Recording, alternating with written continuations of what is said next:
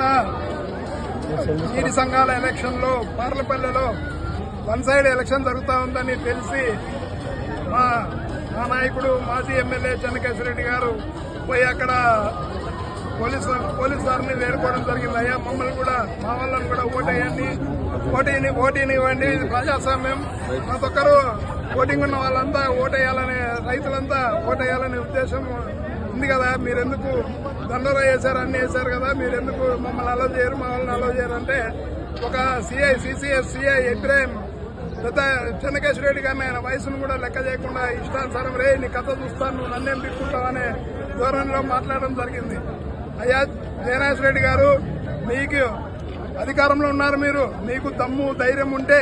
నిన్న జరిపిన సాగునీటి ఎలక్షన్లు రద్దు చేసి సామరస్యంగా ప్రజాస్వామ్యబద్దంగా నిర్వహించాలని మేము డిమాండ్ చేస్తున్నాం. ఎందుకంటే నువ్వు అధికారంలో ఉన్నావు కాబట్టి